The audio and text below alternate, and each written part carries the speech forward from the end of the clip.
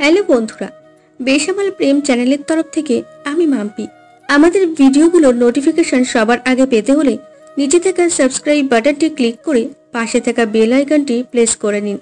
আর আমাদের ভিডিওগুলোতে like, share, comment করতে মোটেও ভুলবেন না। ধন্যবাদ সবাইকে। ছি ছি, এমন কুলাঙ্গার ছেলে থাকার থেকে না থাকা ভালো।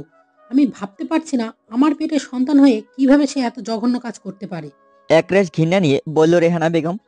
আপনি যদি অনুমতি দেন তাহলে আমরা আপনার ছেলেকে গ্রেপ্তার করতে পারি। তাছাড়া আমরা সম্পূর্ণ প্রমাণ নিয়ে গ্রেপ্তার করতে আসছি। আমার কোনো আপত্তি নেই, আপনারা এই অপরাধীকে যা শাস্তি প্রাপ্য নিয়ে দিতে পারেন। এই বলে রেহানা তার ছেলেকে পুলিশ অফিসারের কাছে তুলে দিতেই তার ছেলে বলে উঠল, মা প্লিজ তুমি এই পুলিশ অফিসারের কাছে তুলে দিও না। আমি কথা দিচ্ছি এরপর থেকে আর কোনোদিন এরকম জঘন্য কাজ করব না। পুলিশ অফিসার, আপনি এবার নিয়ে যান প্লিজ। এর মধ্যে রেহানার বড় মেয়ে তানজিনা বলে উঠল, অফিসার, আপনি এখনো এই অপরাধীকে নিয়ে যাননি কেন? আপু তুইও আমাকে এভাবে বলছিস? এই খবরদার, তুই আমাকে আপু বলে ডাকবি না। তোর মুখে আপু ডাক মানাই না। আর হ্যাঁ, আজ থেকে আমি মনে করব আমার কোনো ছোট ভাই নাই। এছাড়াও কোনো ধর্ষণকারী তো আমার ভাই হতেই পারে না। আপু আমি কথা দিচ্ছি আর কখনো এসব বাজে কাজে লিপ্ত হব না। তারপরে তুই অন্তত পুলিশের কাছে তুলে দিতে দিস না। বেশ, কথা বলতে বলতে মা আর আপু তারা দুজনেই আমার সামনে থেকে চলে গেল। আর ভাবিকে লক্ষ্য করলাম আমার দিকে ঘৃণার নজরে তাকিয়ে আছে, কিন্তু কিছু বলছে না। তারপরে শেষ ভরসা নিয়ে ভাবিকে বললাম, ভাবি প্লিজ আমাকে।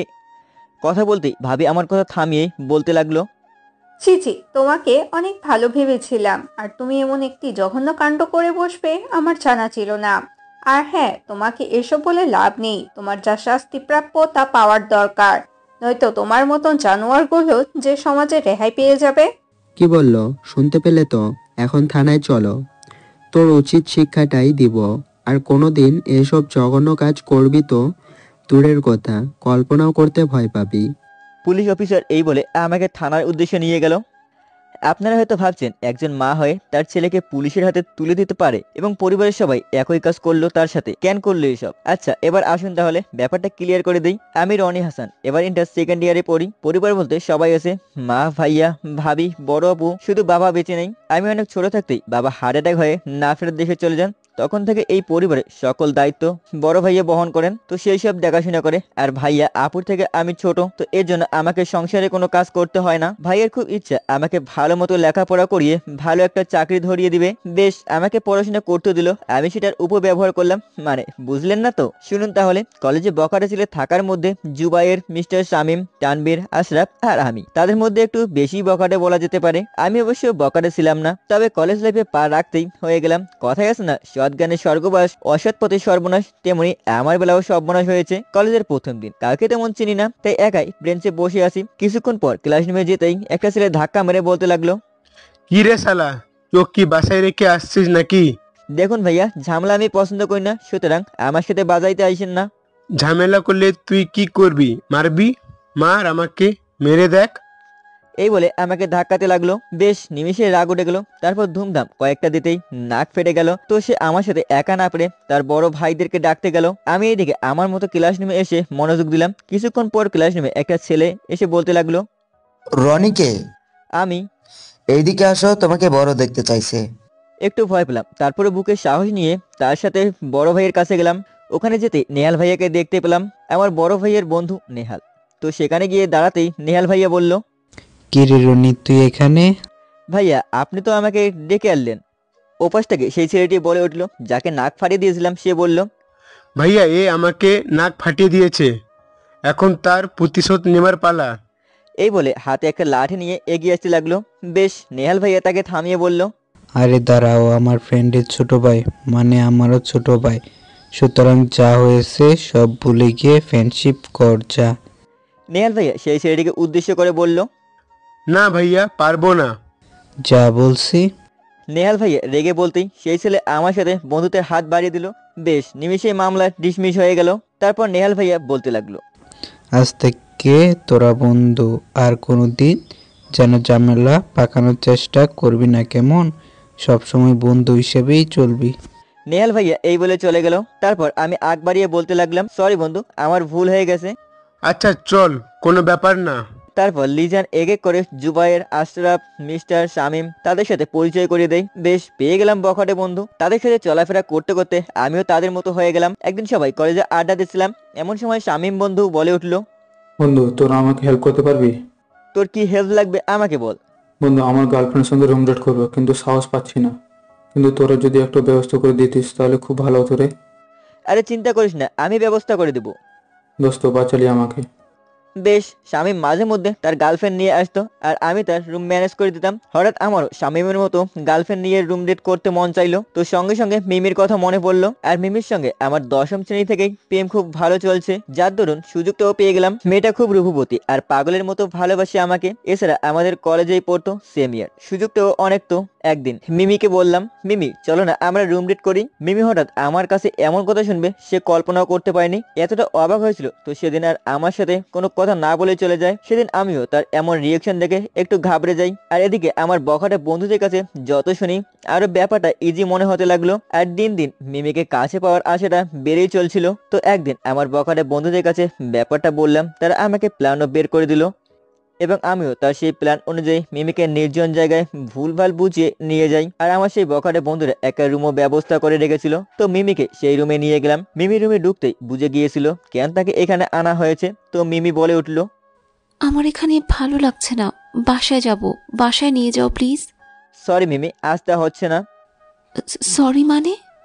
তারপর মিমিকে জোরপূর্বক ভাবে দর্শন করি। সেদিন মিমি অনেক বাধা দিলেও আমাকে দমাতে পারিনি। কেন জানি এক নেশায় পড়ে গিয়েছিলাম। এক সপ্তাহ কিছু ঘটেনি। আমিও ভেবেছিলাম মিমি হয়তো তার কোনো প্রতিবাদ করবে না, কিন্তু আজ সকালেই হুট করে পুলিশ অফিসার এসে পুরো বাড়ি ঘেরাও করে ফেলে। এতে মা আর আপু পুলিশ অফিসারের কাছে জিজ্ঞেস করতেই পুলিশ অফিসার রেপ মামলার পুরো ঘটনা বলে। আর উপরে যা হলো তা তো আপনারা দেখতেই পারলেন। এই ছিল মা তার ছেলেকে পুলিশের কাছে তুলে দেওয়ার কারণ। এখন থানায় বসে প্রহর গুনছি, কেউ হয়তো আমাকে ছাড়াতে চলে আসবে। এভাবে একটা দিন কেটে গেল, কেউ দেখতে পর্যন্ত আসলো না। পরের দিন কোর্টে চালান করে দিল এবং কোর্টে সকল প্রমাণ থাকায় রিমান্ড ডাকলো 3 দিনের। আর এদিকে আমি ভাবছিলাম আমার রিমান্ডে কিছুই করতে পারবে না, তার আগেই ভাইয়া কিংবা মা আসে তার একটা ব্যবস্থা করে ফেলবে। কিন্তু আমার ভাবনায় সম্পূর্ণ ভুল প্রমাণিত হলো। মা কিংবা ভাইয়া তো কেউ আসলোই না। আর এদিকে রিমান্ডের মার খাওয়ার কথা শুনে একদম চুপসে গেলাম। এভাবেই 2টা দিন চলে গেল। আর একটা অফিসার বলে গেল আজ নাকি আমাকে রিমান্ডের মার খেতে হবে। অফিসারের কথা শুনে অনেকটাই ঘাবড়ে যাই। তার মানে মা আর ভাইয়া কোনো ব্যবস্থাই করেনি। এখন যা বুঝতে পারলাম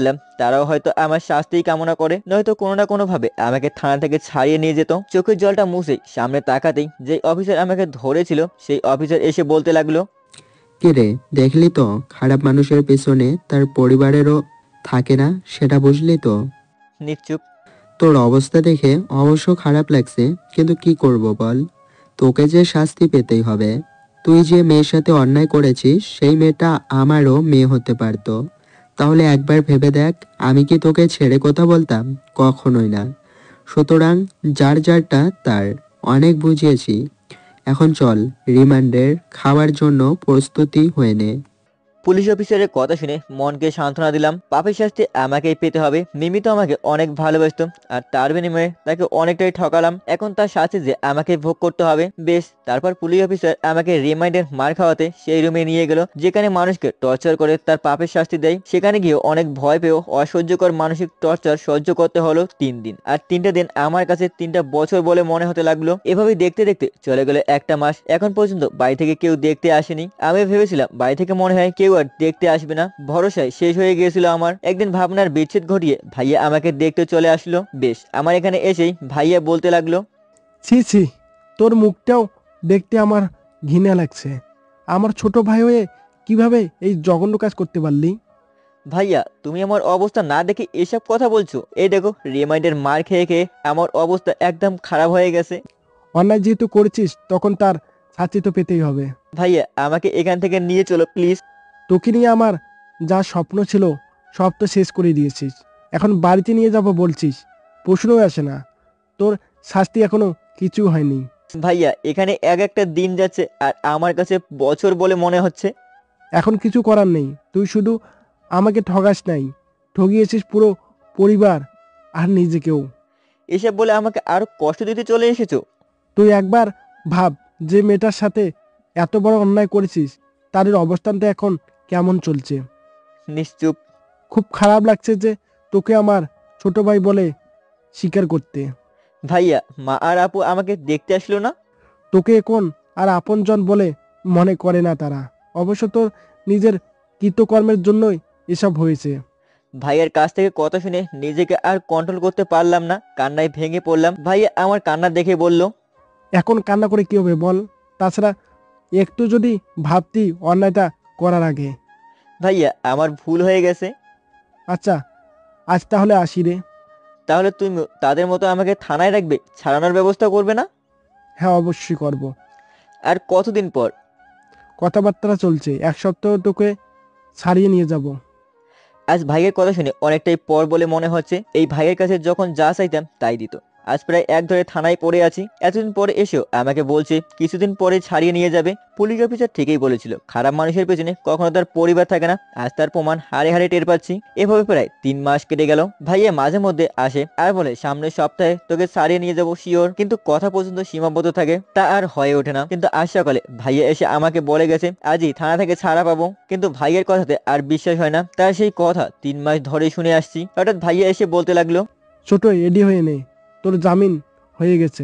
ভাইয়ের কথা শুনে বিশ্বাস হলো না দেখে বললাম, ভাইয়া আর কত মিথ্যা আশা দিবে? আরে মিথ্যা না, এবার সত্যি সত্যি তোর জামিন করে ফেলেছি। ভাইয়া এই কথা বলতেই সেই পুলিশ অফিসার চলে আসলো আর এসেই ভাইয়ের উদ্দেশ্যে বলতে লাগলো, মিস্টার রফিক, মানতে হবে আপনাদের পরিবারের কথা। আজ দীর্ঘ 3 মাস যাবার পর জামিন করিয়ে নিলেন। আপনারা চাইলে অনেকদিন আগে জামিন করিয়ে নিতে পারতেন, কিন্তু তা না করে প্রমাণ করে দিলেন যে অন্যায় করলে তার শাস্তি এভাবেই পেতে হয়। পুলিশ অফিসার এই বলে লকআপের তালা খুলে দিল। পুলিশ অফিসারের কথা শুনে অনেকটাই অবাক হলাম। তার মানে বাড়ি থেকে আমাকে ছাড়ানোর চেষ্টাই করতো না তারা। এভাবে মনটা নিমিষে খারাপ হয়ে গেল। তারপর ভাইয়ের দিকে তাকাতেই ভাইয়া মাথা নিচু করে বলল, সরি, আসলে বাড়ি থেকে মানা করে দিয়েছিল, নয়তো আগে জামিন করে নিতাম। সমস্যা নেই, সব আমার পাপের ফল তো আমাকে ভোগ করতেই হতো। এখন বাড়িতে নিয়ে যাবা নাকি অন্য কোথাও চলে যাব? আচ্ছা ঠিক আছে, বাড়িতে চল। তারপর ভাইয়ের কথা মতো বাড়িতে যাওয়ার জন্য বের হলাম। মনের মধ্যে অজানা এক খুশির বন্যা বইছে।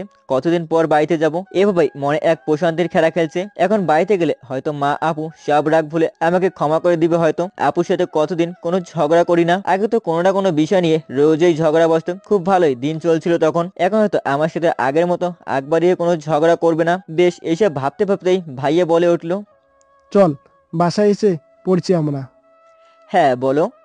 বাসায় প্রবেশ করতে কেন জানি অচেনা বলে মনে হতে লাগলো। কিছুক্ষণ পুরো বাড়ি ঘুরে দেখতেই ভাইয়া বলল, কি রে, কি দেখছিস? দেখছি বাসাটা কেমন পাল্টে গেছে। বাসায় নতুন রং লাগিয়েছি তো, এই জন্য এমন লাগছে। ও আচ্ছা, মা আপু ভাবি তারা কই? তাদের দেখছি না যে। জাভেদ চাচার মেয়ে বিয়ের দাওয়াত খেতে গিয়েছে, হয়তো এখনই চলে আসবে। ভাইয়া এই বলে রুমে চলে গেল আর আমি বাসার বাইরে দাঁড়িয়ে থেকে মা আর আপুকে দেখার জন্য অপেক্ষা করছি। বেশ কিছুক্ষণ পর লক্ষ্য করলাম মা আপু ভাবি তারা একসঙ্গে আসছে। তাদের দেখে খুশি মনে সামনে গিয়ে বললাম, কেমন আছো তোমরা? দেখেছো মা, একটা জেল ফেরত আসামি এসে আমাকে বলছে কেমন আছি। আমার কথা শুনে আপু এমন একটা উত্তর দিবে কল্পনা করতে পারিনি। তারপর নিজেকে সামনে নিয়ে বললাম, বা দেখছো তোমার সামনে আপু আমাকে কি বলছে? তানজিলা তো ভুল কিছু বলে নাই, যেটা সত্যি সেটাই বলেছে। তোমরা কি সত্যি আমার আপনজন নাকি অন্য কেউ? আজ 3 মাস পর বাড়িতে ফিরলাম, কই একটু ভালো মন্দ জিজ্ঞেস করবে, তা না করে উল্টা আরো বকছো। একটা জেল ফেরত আসামির সাথে কী বা জিজ্ঞেস করার আছে? তাছাড়া আমরা ভেবে নিয়েছি যে রনি নামের ছেলেটা আমাদের কাছে মৃত, সুতরাং এখন আমাদের সামনে যে ছেলেটা দাঁড়িয়ে আছে সেটা অন্য কেউ। বা আপু কি চমৎকার একটা কথা বলি। ভেবেছিলাম জেল থেকে বের হলে আমাকে তোরা ক্ষমা করে দিবি, কিন্তু তা না করে উল্টো আমাকে মৃত বানিয়ে ফেললি। মা চলো তো, নাটক আর ভালো লাগছে না। আপু এই বলে আমাকে নিয়ে গেল। চোখের জল মুছে সামনে তাকাতে লক্ষ্য করলাম ভাবি এতক্ষণ চুপ করে আমাদের বলা কথাগুলো শুনছিল। তো ভাবির কাছে গিয়ে বললাম, ভাবি আপনিও কি তাদের মতোই হয়েছেন? কথা বলবেন না আমার সাথে? তোমার ভাইয়া মনে হয় আমাকে খুঁজছে, যেতে হবে। এই বলে ভাবিও পাশ কেটে চলে গেল। বেশ, যা বুঝার বুঝে গেলাম। তারা হয়তো আমাকে কখনো ক্ষমা করতে পারেনি, এর জন্য সবাই কেমন অবহেলার চোখে দেখছে। তারপর সবকিছু ভুলে আমার রুমে চলে গেলাম। রুমে প্রবেশ করতে অবাক হয়ে গেলাম। পুরো রুম ধুলোবালি দিয়ে ভরে গেছে। মনে হয়তো কেউ রুম পরিষ্কার পর্যন্ত করে নাই। যেখানে আমাকে অবহেলা করছে সেখানে আমার রুম প্রশ্নই আসে না। কি আর করার, রুমটা একাই পরিষ্কার করে ফেললাম। তারপর ফ্রেশ হয়ে বিছানায় গা এলিয়ে দিতেই কেন জানি না ক্ষুধা অনুভব করতে লাগলাম। সকাল থেকে আসলে কিছু খাওয়া হয়নি। ঘড়িতে লক্ষ্য করলাম 2টা বাজতে 15 মিনিট বাকি, কিন্তু একটা বিষয় মাথায় ঢুকছে না। বাসায় প্রায় 4 ঘন্টা ধরে আসি, কিন্তু এর মধ্যে খাবার খাওয়ার কেউ খোঁজটা পর্যন্ত করলো না। আগে তো না খেলে বলে বলে কানটা ঝালাপালা করে দিত, কিন্তু আজ ব্যতীত হচ্ছে কেন। বেশ, তারপর ড্রয়িং রুমে আসতেই লক্ষ্য করলাম সবাই খেতে বসছে। অনেকটাই অবাক হলাম। তারপর বনিতা না করে সরাসরি খাবারের টেবিলে গিয়ে চেয়ার টেনে বসতেই আপু খাবারে পানি ঢেলে দিয়ে উঠে যাবে। এমন সময় বললাম, আপু খাবারে হঠাৎ পানি ঢেলে দিলি যে? একটা টেবিলে নর্দমার কিটের সাথে কিভাবে খাবো এই ভেবে নিজে না খেয়ে তার খাবারের সুযোগ করে দিচ্ছি। আপু নর্দমার কিটটাকে আমাকেই বললি? তো কাকে বলবো? তোর নিজের কৃতকর্মের জন্য নর্দমার কিট ডাকাই উচিত। হঠাৎ ভাইয়া বলে উঠল, তানজিলা এসব কি শুরু করলি? ছোট খেতে বসেছে, খেতে দে। ভাইয়া, তুমি জানো না এই নর্দমার কিটের জন্য ক্যাম্পাসে আমার সকল বান্ধবীর কাছে কতটা অপমানিত হই জানো? এর জন্য এখন ক্যাম্পাসে যাওয়া বাদ দিয়ে দিয়েছি, শুধুমাত্র এই জানোয়ারটার জন্য। আপুর কথাগুলো শুনে সেখানে আর বসলাম না, চলে আসলাম আমার রুমে না খেয়েই। আজ খুব খারাপ লাগছে। এভাবে মা আপু আমাকে এখনো ক্ষমা করতে পারেনি। রুমে এসে যতক্ষণ কান্না করলাম সেটা হয়তো বলতে পারবো না, কারণ ছোট থেকে বড় হয়েছি আমার জানা মতে আমি কখনো কান্না করি নাই। কিন্তু আপুর কথাগুলো শুনে নিজেকে আর কন্ট্রোল করতে পারলাম না। সারাটা দিন কেটে গেল না খেয়েই। আমি রাগ করে সেখান থেকে চলে আসলাম। আর পরবর্তী কেউ আর আমাকে খাবারের জন্য ডাকার প্রয়োজন বোধ করেনি। রাতটা কোনো মতো কাটালাম। সকালে আর খাবারের জন্য একটু অসুস্থ হয়ে পড়লাম। ফ্রেশ হয়ে ড্রেসিং রুমে আসতেই লক্ষ্য করলাম কালকের মতো আজও সকালে আমাকে না ডেকেই খেতে বসেছে। তো একটু নিশ্চিত হতেই টেবিলে গিয়ে বসলাম। যে যার মতো খেয়ে যাচ্ছে, কিন্তু আমার দিকে কারোর খেয়ালই নেই। তারপর বনিতা না করে মাকে বললাম, মা খাবারটা বেড়ে দাও তো। বেশ, বোঝার আর বাকি রইল না। এখন তারা সবাই মিলে আমাকে অবহেলা করছে। তারপর কোনো কিছু না বলেই টেবিল থেকে উঠে পড়লাম আর বাইরে বেরিয়ে এসে পড়লাম। অনেকদিন কলেজে ওইদিকে যাওয়া হয় না। চলে গেলাম সেখানে। গিয়ে লক্ষ্য করলাম শামীম, আশরাফ, লিজান তারা 3 জন একসাথে কলেজ মাঠে বসে আড্ডা দিচ্ছে। সেখানে গিয়ে দাঁড়াতেই তারা বলে উঠলো, রনি কেমন আছিস? কতদিন পর তোকে দেখলাম। সবাই একসাথে। তোদের মতো বন্ধু থাকার চেয়ে না থাকাই ভালো। এতগুলো দিন জেলে কষ্টের মাঝে কাটালাম, একবারও তো দেখতে গেলি না। তাছাড়া আমার নিজের আপনজনে আমাকে দেখতে যায়নি। আর তোরা তো শুধুমাত্র নামে বন্ধু, প্রকৃত বন্ধু না। দোস্ত, কি বললি? তোর পরিবার থেকে কেউ দেখতে যায়নি? হ্যাঁ রে, কেউই না, শুধু ভাইয়া ছাড়া। সত্যি তাকে দেখতে যাইনি? হ্যাঁ, সত্যি দেখতে যায়নি। তাহলে তোর পরিবারের ঘটনা কি বলতো? থানা থেকে আসার পর যা যা ঘটেছে সেটাই আর তাদের বললাম। তারা পুরো ঘটনা শুনেই বলল, কি বলছিস তাহলে? তুই এখনো না খেয়ে আছিস? এই চল। কোথায় যাবি? কোথায় যাব মানে? রনি না দাঁড়িয়ে আছে, তার একটা ব্যবস্থা করে দিতে হবে না? রেস্টুরেন্ট যাবো, চল। তারপর আমি না যেতে চাইলেও তারা আমাকে জোর করে রেস্টুরেন্টে নিয়ে যায়। খাবার খেয়ে আবার আড্ডা দিতে চলে আসলাম। হঠাৎ শামীম বলে উঠল, দোস্ত, তোদের উদ্দেশ্যে আমার একটা কথা ছিল। বল, শুনছি। এতদিন তো অনেক বখাটেগিরি করলাম, এবার ভাবছি ভালো হয়ে যাব। যদিও অনেক বাজে কাজে লিপ্ত ছিলাম, কিন্তু এখন থেকে সব ছেড়ে দিব ভাবছি।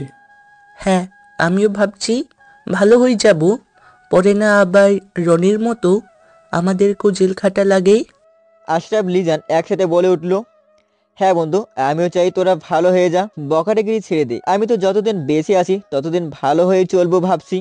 তারপর বন্ধুদের সাথে সারাদিন আড্ডা দিয়ে বাসায় ফিরলাম সন্ধ্যা 6টার আগে। অনেক রাত করে ফিরতাম। এখন তো বন্ধুদের সাথে প্রতিজ্ঞা করে আসছি ভালো হয়ে যাব, তার সঙ্গে আমার যেসব বন্ধুরাও ভালো হয়ে যাবে। ভাবতে একটু ভালো লাগছে। তো বাসায় প্রবেশ করতেই ভাইয়া বলে উঠল, কই ছিলি সারাদিন? একটু বন্ধুদের সাথে আড্ডা দিতেই দেরি হয়ে গেল আর কি। এখন থেকে সেসব বন্ধুদের কাছ থেকে দূরে থাকবি।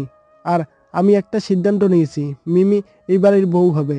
তাদের পরিবারের সাথে আমাদের সম্পূর্ণ কথা হয়েছে। এখন এই পাঞ্জাবিটা পরে রেডি হয়ে নে। ভাইয়া একটা নতুন পাঞ্জাবি হাতে দিয়ে ভাইয়ের কথাতে আর দ্বিমত পোষণ করলাম না। তারপর ভাইয়া আমাকে নিয়ে রিমিদের বাসায় নিয়ে গেল।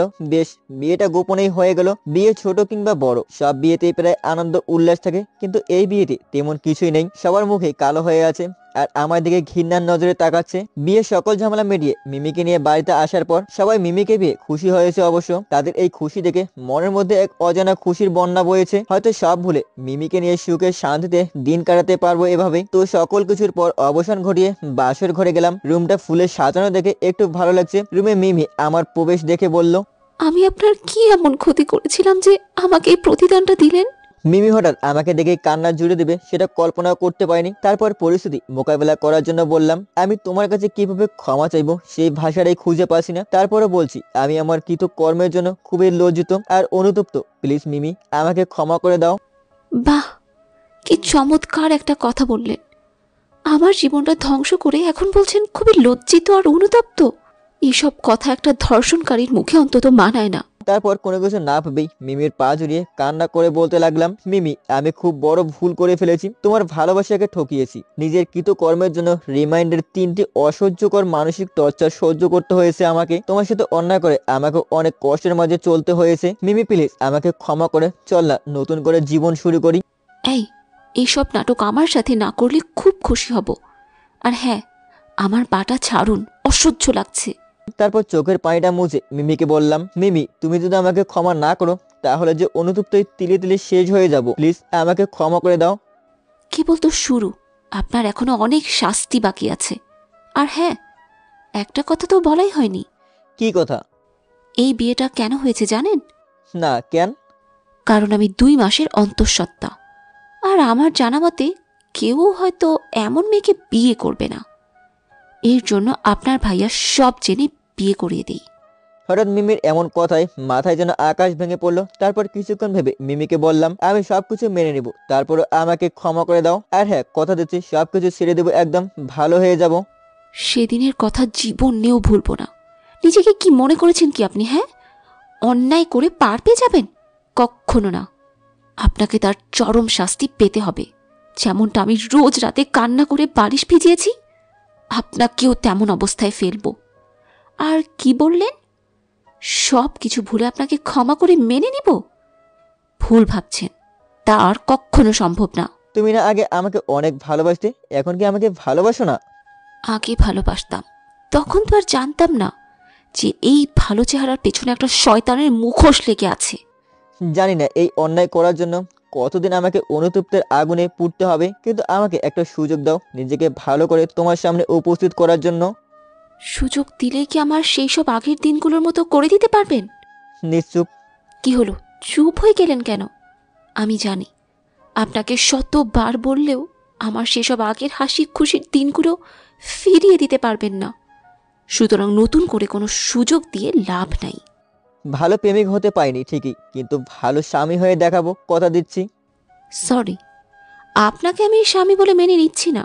আর হ্যাঁ, আপনার যদি সেদিনের মতো মনে কোনো চাহিদা পোষণ হয় তাহলে আমাকে বলবেন, কিন্তু প্লিজ সেদিনের মতো পশুর মতো আচরণ করবেন না। হঠাৎ মিমির এমন কথায় যেন বাগরুদ্ধ হয়ে মিমির দিকে এক দৃষ্টিতে তাকিয়ে রইলাম। আমার এমন অবস্থা দেখে মিমি বলল, ভুল তো কিছু বলিনি। আপনার মতো জানোয়ার এছাড়া কি বা করতে পারে একটা মেয়েকে, একটা অসহায় মেয়েকে ধর্ষণ করা ছাড়া। মিমি এসব বলে আমার অনুতপ্তের আগুনটা আর জ্বালিয়ে দিও না প্লিজ। শুনতে বুঝি খারাপ লাগছে? অন্যায়টা করার আগে মনে ছিল না?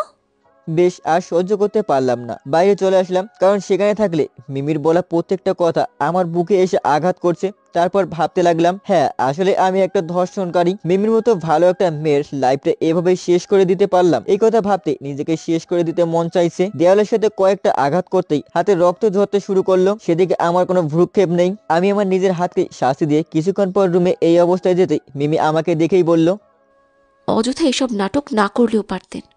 হাতে রক্ত ঝরালেই যে আপনাকে আপন করে নিব, সেটা আপনার ভুল ধারণা। নিজের কৃতকর্মের শাস্তি দিয়েছি, জানি তুমি আমাকে কখনো ক্ষমা করবে না। তারপরে বলবো আমি তোমার আশায় চেয়ে রইব। যেদিন তুমি এসে বলবে সকল কিছুর জন্য আমাকে ক্ষমা করে আমাকে স্বামী মেনে নিয়েছো, সেদিন পর্যন্ত অপেক্ষায় থাকবো। সেই দিন আর কখনোই আসবে না। আমার দেহে যতদিন আত্মা থাকবে ততদিন আপনাকে আমি ঘৃণাই করে যাব। যেদিন তোমার কাছে হেরে যাব সেদিনে অজানা এক দেশে চলে যাব, সেখানে আর কেউ ফিরে আসে না। ঘুমাবো এখন, আপনি প্লিজ চুপ করুন তো, ভালো লাগছে না। আজ মিমির দিকে তাকাতেই পারছি না, শুধু তার সাথে অন্যায় করার কথা বারবার মনে পড়ছে। জানি না মিমি আমাকে আদৌ ক্ষমা করবে কিনা, কিন্তু আমার দীর্ঘ বিশ্বাস সে আমাকে ক্ষমা করে স্বামী বলে মেনে নিবে। তারপর সবাই ঘুমাতে চলে গেলাম। কিছুক্ষণ পর এমনিতে চোখটা লেগে আসলো, বেশ ঘুমের রাজ্যে হারিয়ে গেলাম। সকালে কারো চেঁচামেচিতে ঘুম ভেঙে গেল। ঘুম থেকে উঠেই লক্ষ্য করলাম মিমি জোরে জোরে কান্না করছে। তার এই অবস্থা দেখে মিমিকে বললাম, কি হলো, কান্না করছে কেন? চুপ, এখন ভালো মানুষগিরি দেখাতে এসছিস রাতে। আমাকে মারার হুকুম দিয়েছিস, সে কথা কি ভুলে গেলি? এই বলে মিমি আরো জোরে জোরে কান্না করতে লাগলো। বেশ, মিমির কান্না শুনে বাড়ির সবাই রুমে আসলো। আর প্রথমেই ভাইয়া মিমিকে জিজ্ঞেস করলো, মিমি, রনি কি তোমাকে কিছু বলেছে? ভাইয়া শুধু বলে নাই, সাথে আমাকে শেষ করার কথাও বলেছে। যদি আমি এই বাড়ি না ছাড়ি তাহলে আমাকে নাকি মেরে ফেলবে, এই ভয়ও রাতে আমাকে দেখিয়েছে। এই বলে মিমি কান্নায় ভেঙে পড়লো। হঠাৎ মিমির এমন কথায় ভাইয়া প্রচন্ড রেগে বলল, কিরে মিমি যা বললো সত্যি তো? এই বলে প্রচন্ড রেগে ভাইয়া আমার দিকে আসতে লাগলো। ভাইয়া, মিমি এসব মিথ্যা কথা বলেছে। মিমি, তুমি শুধু শুধু। এই কথা বলতেই ভাইয়া সজোরে দুইটা থাপ্পড় গালে বসিয়ে দিল। আমি তো অবাক হয়ে মিমির দিকে তাকিয়ে আছি আর ভাবছি, মিমি তাহলে আমাকে সাত সকালে মিথ্যা কথা বলে ভাইয়ের কাছ থেকে মার খাওয়ালো। মাথা নিচু করে এসব ভাবতেই ভাইয়া বলে উঠলো, আজ থেকে এ আমার ভাই না, সবসময় তোর ভালো চেয়েছি, কিন্তু তুই যে এতটা বাজে হবি তা আমার জানা ছিল না। এর মধ্যে আপু বলে উঠলো, দেখলে তো, ভাইয়া আজ মিমিকে মারার হুকুম দিয়েছে। কাল যদি সত্যি সত্যি মিমিকে মেরে ফেলে তার কোনো বিশ্বাস নেই। তাছাড়া এই জানোয়ারটা দ্বারা সব কিছুই সম্ভব। ভাইয়া আর আপুর কথাতেই নিজেকে আর কন্ট্রোল করতে পারলাম না, কান্নায় ভেঙে পড়লাম। মিমির মিথ্যা কথাতে আমাকে এতটা অবিশ্বাস করবে তা আমার জানা ছিল না। তারপর মিমি বলে উঠলো, তানজিল আপু, আমাকে প্লিজ এই জানোয়ারের হাত থেকে বাঁচান। এই রুমে একসাথে থাকলে নিশ্চিত কোনো অঘটন ঘটিয়ে ফেলতে পারে। হ্যাঁ, তুমি ঠিকই বলছো, আজ থেকে তুমি আমার সাথেই থাকবে। এর মধ্যে মা আর ভাবি আসলো। মা ভাইয়াকে জিজ্ঞাসার দৃষ্টিতে তাকাতেই ভাইয়া সম্পূর্ণ ঘটনা বলল। মা শুনে আমাকে বলতে লাগলো, আর কত এই পরিবারে অশান্তি সৃষ্টি করবি বলতো? নিশ্চুপ। কি হলো, জবাব দে। না, আর পাচ্ছি না।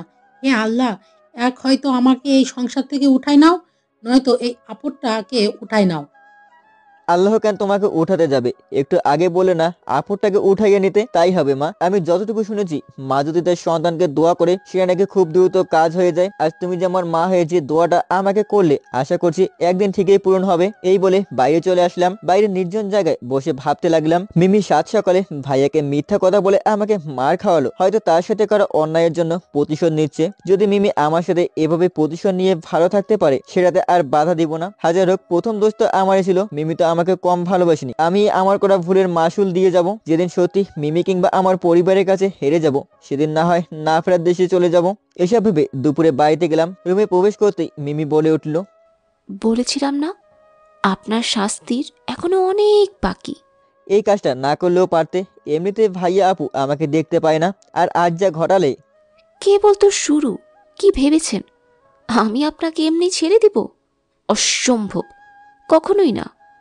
আমি যতটুকু কেঁদেছি তার থেকে দ্বিগুণ আপনাকে কাঁদতে হবে।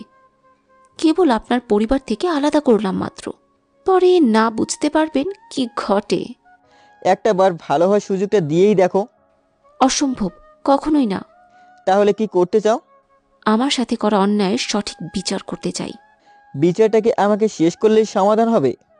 এত সহজে মরলে তো হবে না। তার আগে আপনার ভুলের মাসুল দিতে হবে, তারপর না হয় মরবেন। আমার মরলেও তোমার কিছু যায় আসে না। এতটা ঘৃণা করো আমাকে? তার থেকেও বেশি। আল্লাহর কাছে প্রার্থনা করো যেন খুব শীঘ্রই আমার করা পাপের ফলটা দিয়ে দেয়। এই বলে ফ্রেশ হতে চলে গেলাম। ফ্রেশ হয়ে বের হতে দেখি ভাইয়া আমার রুমে আসে। যেই আমি কথা বলতে যাব, আমার কথা থামিয়ে ভাইয়া বলতে লাগলো, মিমি, জি ভাইয়া। আজকে তুমি তানজিলের সাথেই থাকবে। বলা তো জানা কখন কি ঘটে যায়। তাছাড়া আমি তো বাড়িতে থাকি না, বুঝতেই তো পারছো কি বলতে চাচ্ছি। ভাইয়ের এমন কথা শুনে অনেকটাই অবাক হয়ে গেলাম। ভাইয়া বলেছে কখন কি অঘটন ঘটে যেতে পারে, না আমাকে জিজ্ঞেস করতেই হবে। ভাইয়া, তুমি কি অঘটন ঘটে যেতে পারে বলে? সব অঘটনের মূল তো তুই, আর এখন কিছুই বুঝিস না, তাই না? আমি কেন অঘটন ঘটাতে যাব? অত কথা আমি বলতে পারবো না, অফিসে যেতে হবে। এই বলে ভাইয়া অফিসে চলে গেল। বেশ, মিমির প্রতি রাগ উঠে গেল। তখন তাকে রাগের দৃষ্টিতে জিজ্ঞেস করলাম, তুমি আমার পরিবারকে কি বুঝিয়েছো? যেটা বললে কাজ হয়ে যাবে সেটাই বলছি। পরিবারে অশান্তি সৃষ্টি করে কি মজা পাচ্ছ? আপনার জন্য যেমনটা আমার পরিবার অশান্তিতে ভুগেছে, তেমনি আমি এই পরিবার অশান্তিতে পরিণত করে আপনাকে বোঝাবো একটা হ্যাপি ফ্যামিলিতে অশান্তির কালো ছায়া পড়লে কেমন লাগে। নিশ্চুপ। ভেবেছিলাম নিজেকে শেষ করে ফেলবো, কিন্তু যখন জানলাম আমার সাথে আরেকটা জীবন গড়ে উঠছে, তখন আমার নেওয়া সিদ্ধান্তটা পাল্টে ফেললাম। সাধারণ একটা পশুর জন্য তো দুইটা জীবন নষ্ট করতে পারি না। যা হওয়ার তা তো হয়ে গেছে, সেটা নিয়ে পড়ে থাকলে সমস্যার সমাধান মিলবে না, বরং আরো ঝামেলা সৃষ্টি হবে। আমিও তো চাই সেই অশান্তি সৃষ্টি করতে। এভাবেই কিছুদিন কেটে গেল। প্রতিটা দিন কোনো না কোনো বিষয় নিয়ে মিমি আমার সাথে ঝগড়া বাঁধাতো।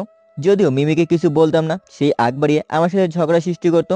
আমাদের রোজ রোজ এই ঝগড়াতে আমার পরিবার অকৃষ্ট হয়েছিল, আর সম্পূর্ণ দোষ আসে আমার উপর। আমি নাকি এসবের মূল।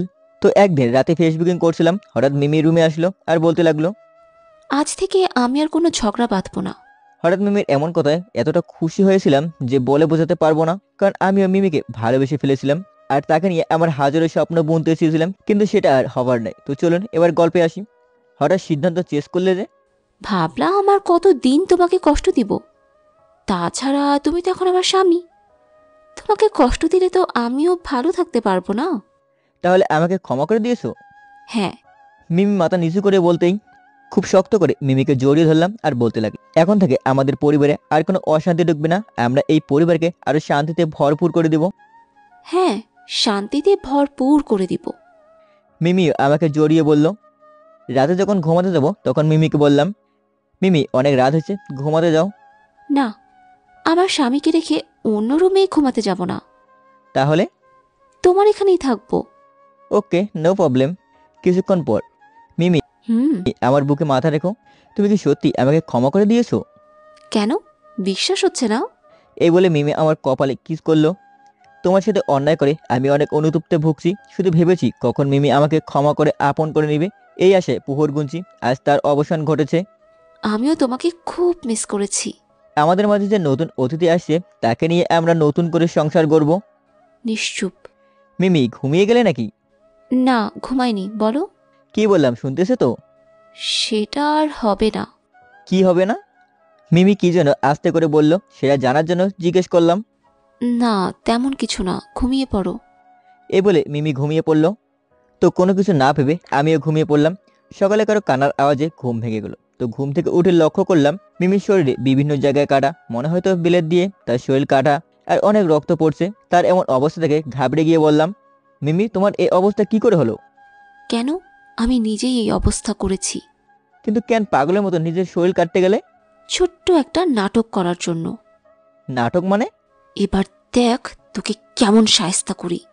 এই বলে মিমি সেদিনের মতো কান্না করতে লাগলো। বেশ, তার কান্নাতে সবাই রুমে এসে ভিড় করলো। আর তার এই কাটা ছেঁড়া থেকে রক্ত পড়ছে, সেটা থেকে ঘাবড়ে গিয়ে প্রথমে আপু বলতে লাগলো, ভাইয়া বলেছিলাম না এই জানোয়ারটার দ্বারা সব সম্ভব। কিভাবে মেয়েটার শরীরটা কেটেছে দেখছো তো? আজ সত্যিই ভাবতে ঘৃণা হচ্ছে এ আমার ছোট ভাই। আপু বিশ্বাস কর, মিমিকে আমি কিছুই করিনি, মিমি নিজেই শরীর কেটে আমাকে ফাঁসাচ্ছে। চুপ, তোকে আর বলতে হবে না, আমরা যা বোঝার বুঝে গেছি। ভাইয়া তুমি এখনও দাঁড়িয়ে আছো কেন? এই জানোয়ারটাকে শায়েস্তা করো, নয়তো সে আরও বড় কিছু করতে পারবে। হ্যাঁ, তুই ঠিকই বলছিস। আজ যদি তার সঠিক বিচার না করি তাহলে সত্যি কোনো অঘটন ঘটতে পারে।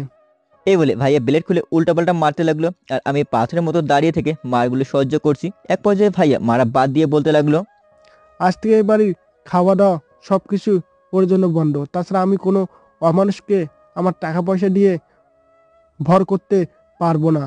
সে নিজে কিভাবে চলবে সেটা তার ব্যাপার। তার ভালো চেয়েছিলাম, কিন্তু সে ভালো হবার নয়।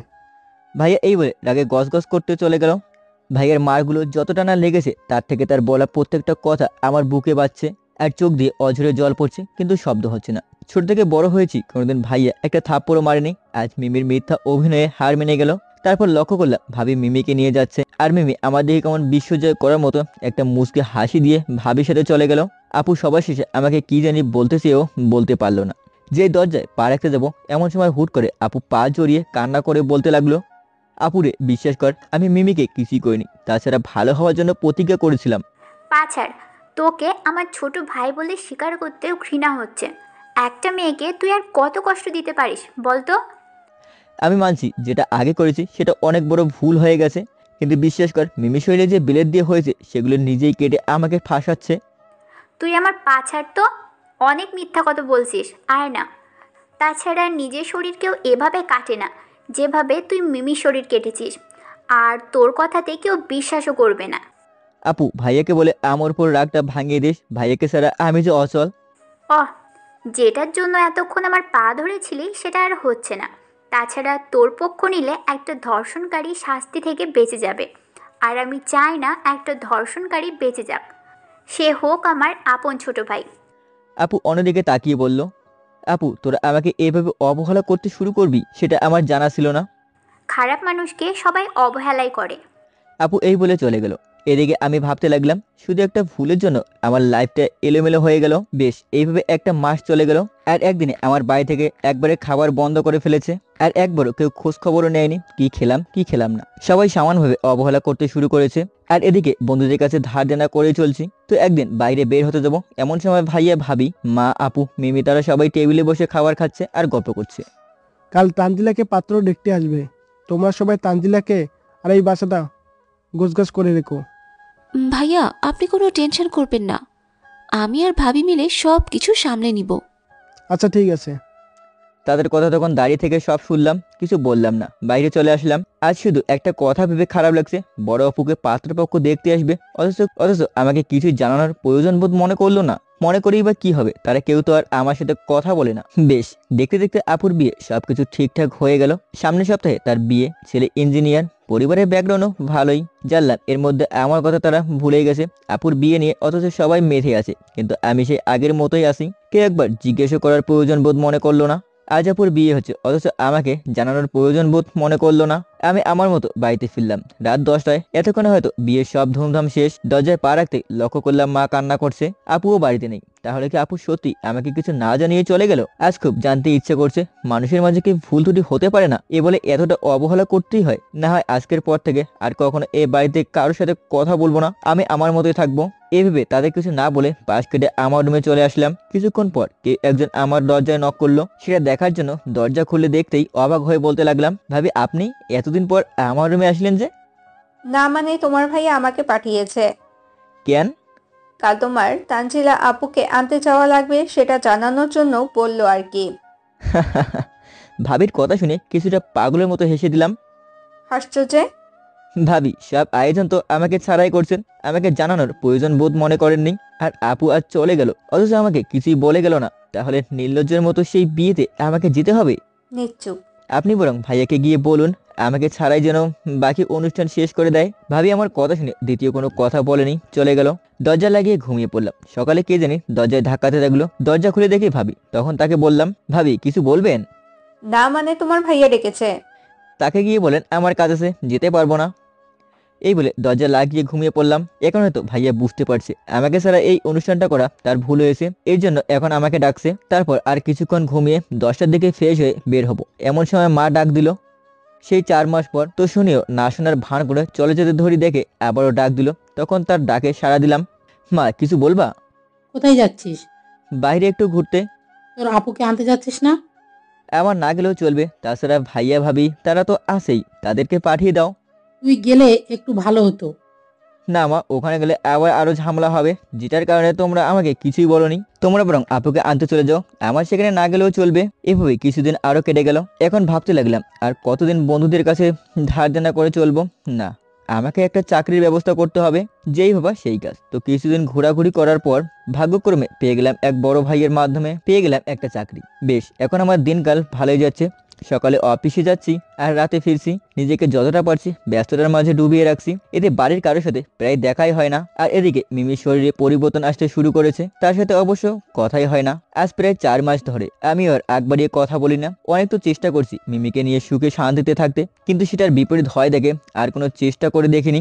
এভাবেই কাটিয়ে দিলাম 4টা মাস। এখন অবশ্য বাড়ি থেকে সবাই আগের মতো ফ্রি হতে চাচ্ছে, কিন্তু আমি সেই আগের মতো ফ্রি হতে পারছি না। কিছুদিন আগের কথা, তো রাতে অফিসের সকল কিছু ঝামেলা চুকিয়ে বাড়িতে ফিরলাম। বাড়িতে এসে লক্ষ্য করলাম ভাইয়া ভাবি আপু ও আপুর হাজবেন্ড মা তারা সবাই একসাথে টেবিলে বসে খাচ্ছে, শুধু মিমি সেখানে নেই। তো আমি যাওয়াতে আপুর হাজবেন্ড বলে উঠলো, এই যে ভাইয়া বসো, আজ একসাথে ডিনার করে নেই। না ভাইয়া আমি খেয়ে আসছি। আরে বস না, আজ না হয় একসাথে খাওয়া যাক, তাছাড়া শুভ আজ বাড়িতে যাচ্ছে। সরি ভাইয়া তোমরাই খাও, আমি খেয়ে আসছি। এই বলে আমি আমার রুমে প্রবেশ করতে লক্ষ্য করলাম মিমি আমার রুমটা গোছগাছ করে দিচ্ছে। সেটা দেখে অনেকটাই অবাক হয়ে গেলাম যে মিমি আমার সাথে কথাই বলে না, সে আজ আমার রুমে গোছগাছ করে দিচ্ছে। এদেশে দেখেও না দেখার ভান করে ফ্রেশ হতে চলে গেলাম। ফ্রেশ হয়ে বের হলাম, তখন লক্ষ্য করলাম মিমি বসে আছে, কোনো কথা না বলে অন্যদিকে তাকিয়ে আছি। মিমিও বুঝতে পারছে তার সাথে কথা বলার মুড নেই। আমার এমন অবস্থা দেখে মিমি আগ বাড়িয়ে বলতে লাগলো, কেমন আছো? মিমির কাছ থেকে কেমন আছো কথা শুনে কেমন জানি মনের মধ্যে আগুন জ্বলে উঠলো। তখন তার কথার উত্তর না দিয়ে রুম থেকে বের হতে যাব, এমন সময় মিমি আমার পথ আটকিয়ে বলল, কি হলো, কিছু বললে না যে? সরি, আসলে প্রতিশোধের ফলে না তোমার সাথে অনেক অন্যায় করে ফেলেছি। এখন আমারও খারাপ লাগছে তোমার এই অবস্থা দেখে। আমি জানি তুমি আমার সাথে কথা বলতে চাইছো না, কিন্তু এভাবে চললে তো আর হবে না। আমাদের সকল কিছু ভুলে চলো নতুন করে সংসারটা গড়ে তুলি। এখান থেকে গেলে খুব খুশি হব। মিমির বলা প্রত্যেকটা কথা এখন বিরক্ত লাগছে দেখে তাকে চলে যেতে বললাম। যেটা বললাম সেটা কি সম্ভব না? এখান থেকে যেতে বলছি কিন্তু। বেশ, আমার রেগে যাওয়া দেখে মিমি আর দ্বিতীয় কোনো কথা না বলে চলে গেল। আর শুধু আমার পরিবারের কাণ্ড দেখে অবাক হচ্ছি, দীর্ঘ 4 মাস পর এখন সবাই কেমন আগ বাড়িয়ে কথা বলতে আসছে। এখন তারা কথা বললে কি তাদের সাথে কথা বলতে হবে? কখনোই না। তাছাড়া আমি তো বখাটে খারাপ মানুষ, আমি নয় তাদের সাথে কথা বললামই না। আর এই 4 মাসে সবাইকে যথেষ্ট চেনা হয়ে গেছে কে কেমন আচরণ করেছে। এই ভেবে রাতের ঘুমটা শুধু পাড়ি দিলাম। আজ কেন জানি না ঘুমটা সকালেই ভেঙে গেছে, তাই কোনো কিছু না ভেবে ছাদে চলে গেলাম। ছাদে পা রাখতে লক্ষ্য করলাম আপু আর শুভ ভাইয়া তারা কথা বলছে। তাদেরকে দেখেই যেই নিচে নামতে যাব এমন সময় আপু পেছন থেকে ডাক দিল, এই রনি, কই যাস? এই দিকায়, তোর ভাইয়ের সাথে পরিচয় হয়ে যা। না থাক, পরিচয় হওয়ার দরকার নেই, আমি ওনাকে আগে থেকেই চিনি। মিথ্যা বলে ছাদ থেকে চলে আসলাম। যখন বিয়েটা হলো তখন একবারও ডাকলো না, এখন বলছে পরিচয় হয়ে যেতে। কাটা খায় লবণের ছেটা। বেশ, রুমে এসে তাড়াতাড়ি ফ্রেশ হয়ে অফিসে যাওয়ার জন্য বেরিয়ে যাচ্ছি তো লক্ষ্য করলাম সবাই টেবিলে বসে খাচ্ছে। এটা নতুন কোনো বিষয় না, গত 4 মাস ধরে এই দৃশ্য দেখে আসছি। তো আমি আমার মতো বেরিয়ে যেতে যাচ্ছি, হঠাৎ ভাইয়া বলে উঠলো, কিরে সকালে বের হয়েছিস? হ্যাঁ ভাইয়া, একটু বের হতে যাচ্ছি। সবাই যখন খাচ্ছি তো খেয়ে তারপর যা। সরি ভাইয়া, তোমার টাকায় কেন অমানুষকে খাওয়াবা? তাছাড়া সেই অমানুষটি এখন চাকরিজীবী হয়ে গেছে, তার ভার বহন খরচ সে এখন নিজেই চালাতে পারে, তোমাদেরকে সে নিয়ে না ভাবলেও চলবে। এই বলে অফিসে চলে গেলাম। হয়তো আমার এমন কথা তাদেরকে বলা উচিত হয়নি, কিন্তু এই 4টা মাসে আমার খাওয়া দাওয়ার খোঁজ খবর নেওয়াই বাদ দিয়ে দিয়েছিল। তখন তো আর আমাকে একবারও বলেনি। আজ আমি চাকরি করছি, সবকিছুতেই ভালো চলছি, এখন বললে কি তাদের কথা আমাকে শুনতে হবে? কখনোই না। এখন যেমন চলছি সারা জীবন এমন চলবো, কাউকে লাগবে না আমার। অফিসে বসে আনমনে এসব ভাবছি, এর মধ্যে জুবাই অফিসের কলিগ এসে বলে উঠলো, হাই ব্রো, কিছু ভাবছেন? না তেমন কিছু না। একটা হেল্প করতে পারবেন? কি হেল্প লাগবে বলুন। আজ আমার গার্লফ্রেন্ডের সাথে ডেটে যাওয়ার কথা ছিল, যদি আপনি এদিকে একটু ম্যানেজ করতেন তাহলে খুব ভালো হতো। তবে যাই করেন বেশিক্ষণ লেট করা যাবে না, তাহলে কিন্তু বসের কাছে ধরা খেয়ে যাব, বুঝতেই তো পারছেন। টেনশন করার কোনো দরকার নেই, 1 ঘন্টা শুধু অতিবাহিত করব, এর বেশিক্ষণ থাকবো না। ঠিক আছে, এবার আপনি যেতে পারেন। অসংখ্য ধন্যবাদ আপনাকে। স্বাগতম। বেশ, এই বলে জুবাই চলে গেল। আর হঠাৎ করে অচেনা নাম্বার থেকে ফোন আসলো। তারপর কোনো বতিনা না করে ফোনটা রিসিভ করতেই ওপাশ থেকে মেয়েলি কণ্ঠে বলে উঠলো, আপনি কি রনি বলছেন? কি আপনি? আপনার স্ত্রী। আপনার মাথায় মনে হয় প্রবলেম আছে, আজ প্রথম ফোনে কথা বলছেন আর আমাকে আসামি বানিয়ে ফেলছেন। আমি কোনো মিথ্যে কথা বলিনি। দেখেন, ফাজলামো করার মতো সময় আমার নাই, রাখি, বাই। ফোনটা কাটবেন না প্লিজ। ফাজলামো করার ইচ্ছা থাকলে অন্য কারোর সাথে করেন, আমাকে কেন বিরক্ত করছেন? দুপুরে খেয়েছো? আপনি জানতে চাচ্ছেন আমি খেয়েছি কিনা? জানতে চাচ্ছি।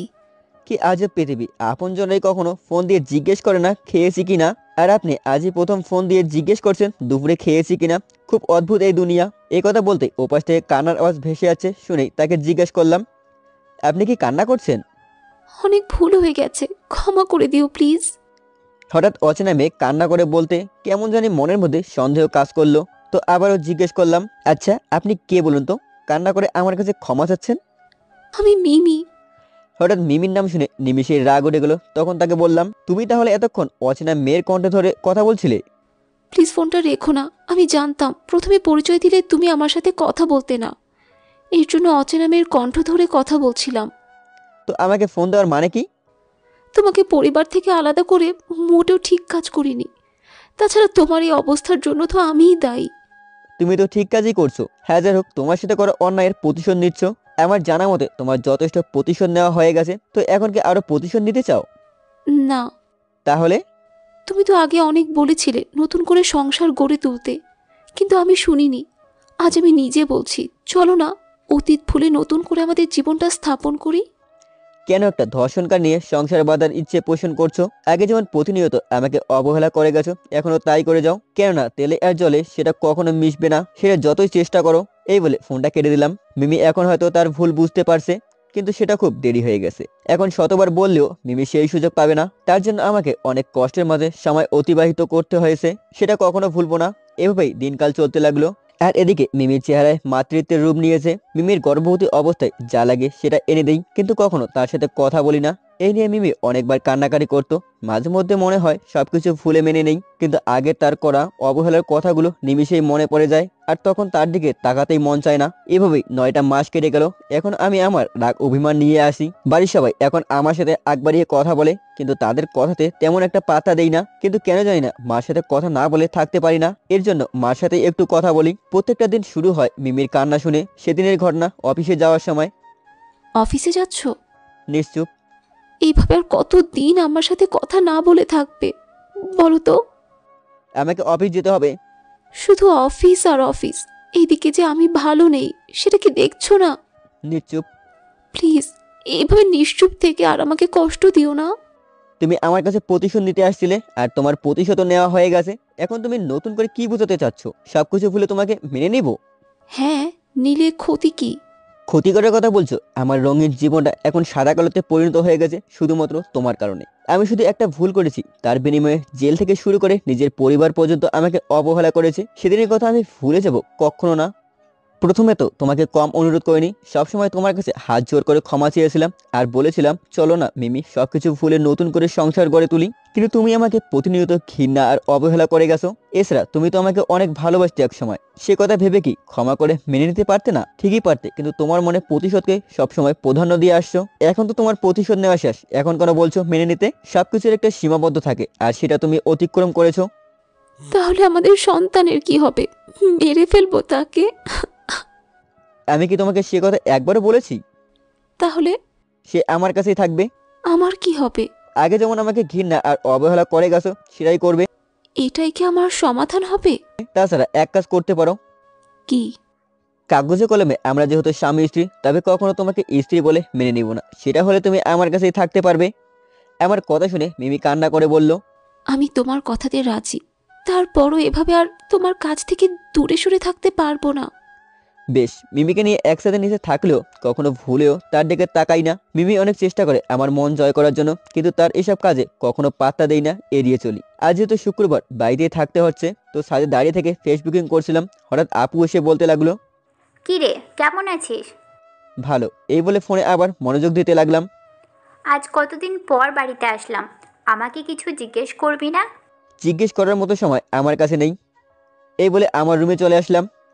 কয়েক মাস পর আপু বাড়িতে আসলো, আর তার সাথে এমন উল্টা বাজে ব্যবহার করে দিলাম, কেননা তার বলা কথাগুলো আমি এখনো ভুলিনি। তো আমি আমার মতো রুমে এসে ফেসবুকিং করছি। এর মধ্যে মা এসে বলতে লাগলো, তানজিলা অনেকদিন পর বাড়ি আসছে, আর তার সাথে উল্টা কথা বাজিয়ে ফেললি। মার কথা শেষ হয়নি, এর মধ্যে আপু এসে বলল, মা, আমি শুধু তাকে জিজ্ঞেস করলাম কেমন আছিস, সে বলল ভালো। কিন্তু যে আমার কথা তাকে জিজ্ঞেস করতে বলছি, তখনই বলে কি না তার কাছে সময় নেই। এটা কোনো কথা? রনি, তানজিলাকে সরি বল। ও আমার কে হয় যে আমি তাকে সরি বলবো? এই, ভুলে গেছিস আমি তোর বড় আপু হই। আমার কোনো বড় আপু নেই, যেটা ছিল সে আমাকে ছোট ভাই বলে অস্বীকার করেছে। বেশ। আমার কথা শুনে মা বুঝতে পারলো কেন আমি আপুর সাথে এমন রিয়েক্ট করলাম। মা চলে গেল, এবং আপুও বুঝতে পারলো কেন তাকে এসব বলছি। তো হঠাৎ আপু বলে উঠলো, সরি রে, অতীতের কথাগুলো ভুলে যা। তাছাড়া তুই আমার শ্বশুর বাড়িতে একবারও বেড়াতে গেলি না কেন বলতো? কেউ বললে তো যেতাম। আমি বলছি এখন থেকে প্রায় আমাকে দেখতে যাবি। সেটা আর সম্ভব না। কেন? আগে তো আর বলিসনি। তো কি হয়েছে, এখন থেকে যাবি? না রে আপু, সেখানে আর নির্লজ্জের মতো যাওয়া ঠিক হবে না। তাহলে কি তোর আপুকে দেখতে যাবি না? ঠিক তাই। তাছাড়া তুই তো জানিস আমি একটু জেদি, যেটা বলি সেটাই করে ফেলি। যখন তো শ্বশুর বাড়িতে যাবো না বলছি, সেখানে আর যাবই না। কথাটা শুনে মন খারাপ করিস না। আগে বললে অবশ্য যেতাম, কিন্তু এখন আর সম্ভব না। আমার কথাগুলো শুনে আপু মন খারাপ করে রুম থেকে বের হয়ে গেল। হয়তো আপু আমার কাছে এমন কথা শুনবে সেটা আশা করেনি। বেশ, আমি আমার মতো ফেসবুকিং করতে লাগলাম। হঠাৎ মিমি আমার রুমে এসে মাথা ঘুরে পড়ে যেতে লাগলো। তখন তাকে ইচ্ছে না থাকলেও ধরে ফেললাম। মিমির এমন অবস্থা দেখে কিছুটা ঘাবড়ে গিয়ে মাকে ডাক দিতেই মা এসে দেখেই বলল, বাবা জলদি মিমকে হাসপাতালে নিতে হবে। হ্যাঁ মা, আমি গাড়ির ব্যবস্থা করছি। বেশ, তারপর মিমিকে হাসপাতালে নেওয়া হলো আর বাড়ির সবাই হাসপাতালে গিয়ে ভিড় করলো। মিমিকে অ্যাডমিট করিয়ে দিয়ে বেঞ্চে বসে আসি। 1 ঘন্টা পর মা এসে বলতে লাগলো, বাবা আমি দাদি হয়েছি রে। মা তুমি সত্যি বলছো? মিমি কেবিনে আছে, যা দেখে আয়। মা বলতে দেরি আমার যেতে দেরি করলাম না, সোজা চলে গেলাম। মিমিকে যে কেবিনে রাখা হয়েছে ওখানে যাওয়াতে লক্ষ্য করলাম ভাবি আপু সেই নতুন অতিথির সাথে কথা বলছে। আমি যাওয়াতে আপু বলে উঠলো, এই দেখ তোর ছেলেটা কেমন সুন্দর হয়েছে, একদম তোর মতো। আজকের দিনটা কেমন জানি স্বপ্ন স্বপ্ন লাগছে। তো তাদের কথা কানপাত না করে আমি সেই নতুন অতিথির ছোট ছোট হাত পা গুলো বোলাতে লাগলাম। কিছুক্ষণ পর মিমির চোখ মিলে প্রথমে আমাকে দেখতে পেয়ে বলে উঠলো, আমার সন্তান কোথায়, দেখাও একটু। মিমির বলাতে আপু গিয়ে সেই ছোট্ট শিশু মিমির কাছে তুলে দিল আর আমাদের দুজনকে একা রেখে চলে গেল। রুমি আমি আর মিমি আসি, কিন্তু কিছুই বলছি না দেখে মিমি বলে উঠলো, এই সন্তানকে পেয়ে তুমি খুশি হও নাই? মিমি কথা বলতে খুব শক্ত করে জড়িয়ে ধরে বলতে লাগলাম, মিমি আজ আমি অনেক খুশি, যা তোমাকে বলে বোঝাতে পারবো না। মিমি হয়তো আশা করেনি তাকে জড়িয়ে ধরবো, কেননা তাকে স্ত্রী বলে আগে তো মানতামই না। জড়িয়ে ধরবো তো দূরের কথা, কিন্তু আজ এই খুশি দিনে অতীতে যা ঘটেছে সেটা নিমিষেই ভুলে গিয়ে মিমিকে জড়িয়ে ধরে বললাম, তুমি আমার কাছে কি চাও বলো, আমি সেটা এনে দিব। স্বামীর ভালোবাসা চাই, আর কিছুই আমাকে দিতে হবে না। আমাকে খুব ভালোবাসতে হবে, দিবা তো সেই ভালোবাসা? আজ মিমির কথাতে কোনো দ্বিমত পোষণ করলাম না, সোজা বলে দিলাম, অবশ্যই। আর হ্যাঁ, আমার মাথায় হাত রেখে বলতে হবে যে আর কখনো আমাকে এড়িয়ে চলতে পারবে না, সব সময় আমাকে ভালোবাসতে হবে। মিমি এ কথা বলতেই সেই ছোট্ট শিশু কান্না করে উঠলো। দেখেই মিমিকে বললাম, হ্যাঁ হ্যাঁ সব হবে, তার আগে বাবাটাকে চুপ করাও, হয়তো তার কান্না সহ্য করতে পারবো না। বাবা ছেলে মিলে তো ভালোই আমাকে জ্বালাতে শুরু করেছো। মিমি এই বলে ছোট শিশুটাকে কান্না চুপ করাতে লাগলো। আচ্ছা আমাদের ছেলে তোর নাম রাখা হলো না? মিমি জিজ্ঞেস করে। কি নাম দেয়া যায়? ঈশান দিলে কেমন হয়? মোটামুটি ভালো। শুধু মোটামুটি ভালো? না গো, নামটা আসলেই অনেক ভালো হয়েছে, আমারও খুব পছন্দ হয়েছে। তাহলে আজ থেকে আমার বাবাটার নাম হবে ঈশান, তুমি কি বলো? মিমিকে উদ্দেশ্য করে। হ্যাঁ, তুমি যা বলবে সেটাই আমি একমত। বেশ, তাদের মধ্যে নতুন অতিথিকে পেয়ে ভুলে গেল সেসব অতিথির চরম অবহেলার কথা। আর সেই অতিথি নিয়ে থাকলে কি এসব খুশির দিনটা উদযাপন করতে পারতো না? তো চলুন তাদের এই সুখের দিনগুলো কতদিন এভাবে চলতে থাকে দেখা যাক। 1 বছর পর। মিমি, ঈশান কি ঘুমিয়েছে? হ্যাঁ, কেন? এই নাও হাতে ঈশানের খেলার জিনিসগুলো ধরিয়ে দিয়ে। এখন তো দেখছি নিজের ছেলেকে বেশি ভালোবাসেন, বউকে না। কে বললো শুধু ছেলেকে ভালোবাসি? আমি তো আমার বউকেও অনেক ভালোবাসি। আর এই দুজনেই হলো আমার কলিজা, যাদেরকে ছাড়া 1 সেকেন্ডও থাকতে পারবো না। তোমার এই ভালোবাসাই আমার কাছে অনেক। তো এখন কি আমাকে না খাইয়ে রাখবেন নাকি খাওয়াবেন? ও সরি, আমি তো ভুলেই গিয়েছিলাম, অফিস থেকে আসছো। এই বলে মিমি ছেড়ে যেতে ধরলো। কোথায় যাচ্ছ? মিমিকে আবার জড়িয়ে ধরে। তোমার খাবার রেডি করতে যাচ্ছি। পরে গেলে হবে, তার আগে আমাকে একটু ভালোবাসা দাও তো। ধাত, ফাজিল একটা। এই বলে নিজেকে সারিয়ে নিয়ে তার খাবার রেডি করতে লাগলো। এখন অতীতে সব ঘটনা প্রায় সে ভুলেই গিয়েছে। তাদের মান অভিমান শুধু ঈশানকে কেন্দ্র করে সবকিছু ভুলে নতুন করে তারা শুরু করেছে। তাদের এই সুখ আদৌ কি সইবে? নিয়তি কি তাদের এই সুখটাকে থাকতে দিবে? তো চলুন গল্পের মূল পয়েন্টে আসি। ভালো তো যাচ্ছে তাদের ছোট্ট ঈশানকে নিয়ে, পুরো বাড়ি সে একা মাতিয়ে রাখে, সবারই নয়নের মণি হয়েছে সে। এদিকে কিছুদিন আগে ভাবিরও একটা কন্যা সন্তান হয়েছে। সব মিলিয়ে প্রায় ভালোই চলছিল। একদিন সকালে অফিসে যাওয়ার সময়, মিমি আমার ফোনটা কই? দেখো, ঈশান হয়তো নিয়ে খেলছে। মিমি ওয়াশরুম থেকে বলল। ঈশান বাবা কই তুমি? ঈশানকে খুঁজতে খুঁজতে হঠাৎ লক্ষ্য করলাম মার ওখানে গিয়ে ফোন নিয়ে খেলছে। তো সেখানে গিয়ে বললাম, ঈশান ফোনটা এখন বাবাকে দাও তো দেখি। সরি বাবাই, ফোনটা আমার লাগবে, দিতে পারবো না। ফোন দিয়ে তুমি কি করবা? না বাবাই, আমার লাগবে। ঈশান ফোন হাতে নিয়ে, আচ্ছা ঠিক আছে, এখন থেকে তাহলে এই ফোনটা তোমার। এর মধ্যে মিমি এসে বলল, ফোন পেয়েছো? ফোনটা বুঝি আজ আর নিতে পারবো না। ঈশান, ফোনটা বাবাইকে দিয়ে দাও। বলছি না আমার ফোন লাগবে। থাক, ওকে কিছু বলো না, ফোনটা ওর কাছে থাক। দিন দিন না তুমি ঈশানকে লাই দিয়ে মাথায় তুলছো। ঈশানকে কোলে নিয়ে মিমি বলল, আজ এই ফোনটা ঈশানের কাছে থাক। এবার খুশি তো আমার বাবাটা? হ্যাঁ অনেক। আচ্ছা ঠিক আছে, আমার অফিসে যেতে লেট হয়ে যাচ্ছে। মিমি খাবার রেডি হয়েছে তো? হ্যাঁ এসো। তারপর সকালের খাবার খেয়ে অফিসে রওনা দিলাম। বেশ, অফিসে গিয়ে ফুরফুরে মন নিয়ে কাজ করতে লাগলাম। হঠাৎ মাথাটা কেমন চক্কর দিয়ে উঠলো আর চোখে ঝাপসা দেখতে লাগলাম। কিছুক্ষণ পর সেটা এমনি ঠিক হয়ে গেল। বেশ, বেশি একটা গুরুত্ব দিলাম না। আমি আমার মতো অফিসে কাজ করে বাড়িতে ফিরলাম। তবে একটা ব্যাপার খুব ভাবাচ্ছে, অল্পতেই কেন জানি না হাঁপিয়ে যাচ্ছি। বিষয়টা কেমন খটকা লাগছে। শুধু একদিন ঘটনাটি ঘটেনি, অফিস টাইমে প্রায় হতো, সেটা অবশ্য আমি এড়িয়ে যেতাম। এভাবেই কিছুদিন যাওয়ার পর অফিস থেকে বাড়িতে ফিরছি। এমন সময় মাথা ঘুরে রাস্তায় পড়ে গেলাম। চোখ আস্তে আস্তে বন্ধ হয়ে আসলো। তারপর আর কিছু মনে নেই। যখন চোখ খুললাম তখন নিজেকে হাসপাতালে আবিষ্কার করলাম আর লক্ষ্য করলাম পাশে মিমি, মা, ভাইয়া, ভাবি, আবার আপু দেখছি কান্না করছে। তাদের এই অবস্থা দেখে একটু ঘাবড়ে গিয়ে তাদের সবারই উদ্দেশ্য করে বললাম, তোমরা সবাই কান্না করছো কেন? বেশ, আমার কথা শুনে তারা সবাই আমার কাছে আসলো আর বলল, বাবা, ডক্টর মিথ্যে কথা বলছে, তুই খুব শীঘ্রই ভালো হয়ে যাবি। তোমরা কি সব বলছো? আমি তো দিব্যি ভালো আছি, শুধু একটু মাথা ঘুরে পড়ে গিয়েছিলাম হয়তো, এর জন্য কান্না করছো কেন? এর মধ্যে আপু বলে উঠলো, ছোট, তুই চিন্তা করিস না, মা এমনি বলেছে, তোর কিছুই হয়নি। আপু, আমার কি হয়েছে বলো তো? নয়তো তোরা এভাবে কান্না করছিস কেন? বললাম তো কিছুই হয়নি। মিমি, তুমি ছোটকে দেখে রেখো, আমরা একটু আসছি। এই বলে সবাই বাইরে চলে গেল। তখন মিমিকে বললাম, মিমি, আমার কি হয়েছে বলো তো? সবাই কান্না করছে কেন? বেশ, একথা বলতে মিমি আমাকে খুব শক্ত করে জড়িয়ে ধরে বলতে লাগলো, আমার কিছুই হয়নি। তাহলে তোমরা সবাই কান্না করছো কেন? কই না তো। ঈশান কই? তাকে দেখছি না যে। তানজিলা আপুর কাছে আছে। ও আচ্ছা, তাহলে তাড়াতাড়ি আমাকে বাড়িতে ফেরার ব্যবস্থা করো তো, এখানে ভালো লাগছে না।